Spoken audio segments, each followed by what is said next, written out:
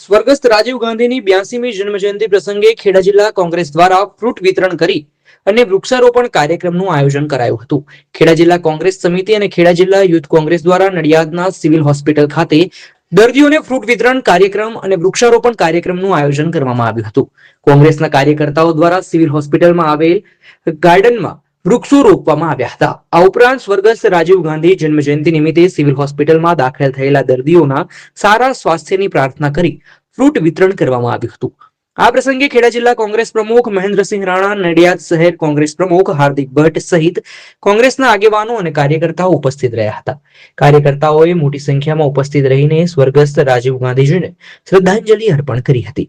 દેશના પૂર્વ વડાપ્રધાનની જન્મજયંતિ નિમિત્તે યોજાયેલ આ કાર્યક્રમ બાબતે કોંગ્રેસ પ્રમુખ મહેન્દ્રસિંહ રાણાએ જણાવ્યું હતું કે આ દેશમાં યુવાનોનું મહત્વ સમજીને યુવાનોની આ દેશમાં ભાગીદારી થાય તે માટે તેમણે પહેલા જે યુવાનો 21 વર્ષે મતદાન કરતા હતા તે બદલીને 18 વર્ષે મતદાન કરવાનો નિર્ણય કર્યો હતો. ત્યારે પંચાયતી રાજના નિર્માતાની જન્મજયંતિ નિમિત્તે સમગ્ર જિલ્લાના કાર્યક્રમો કરવામાં આવ્યા હતા.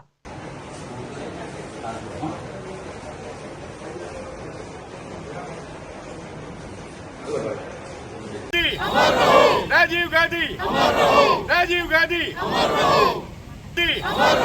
राजीव गांधी राजीव गांधी राजीव गांधी राजीव गांधी આજરોજ દેશના પૂર્વ વડાપ્રધાન અને આધુનિક ભારતના સ્વતંત્ર દ્રષ્ટા એવા રાજીવ ગાંધીજીની જન્મજયંતિ છે અને આ જન્મજયંતિ નિમિત્તે નડિયાદ શહેર કોંગ્રેસ દ્વારા અને ખેડા જિલ્લા કોંગ્રેસ દ્વારા અહીંયા સિવિલ હોસ્પિટલમાં ફ્રૂટ વિતરણનો કાર્યક્રમ અને વૃક્ષારોપણનો કાર્યક્રમ કરવામાં આવ્યો છે. આ દરમિયાન સમગ્ર ખેડા જિલ્લામાં પણ તાલુકા લેવલે અને શહેર લેવલે તમામ જગ્યાએ વૃક્ષારોપણના કાર્યક્રમો કરવામાં આવ્યા છે. રાજીવ ગાંધીજી એટલે આ દેશમાં જેનું વડાપ્રધાન તરીકે મહત્વનું યોગદાન રહ્યું. રાજીવ ગાંધીજીએ પંચાયતી રાજની શરૂઆત કરી.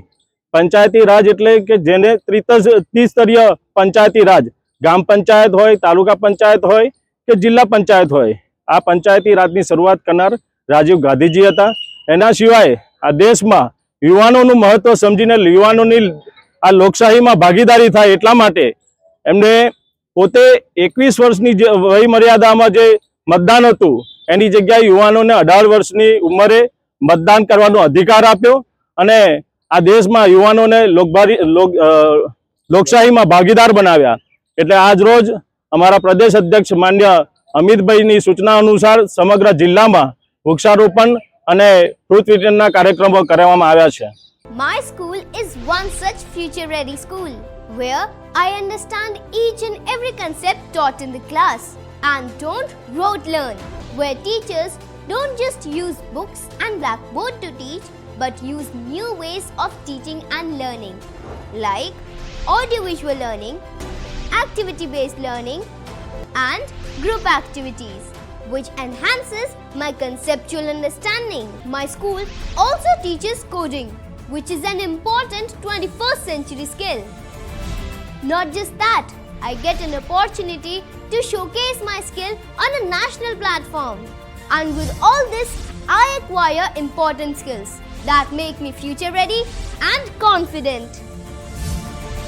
Would you also like to know where is my future ready school? Visit now and see for yourself.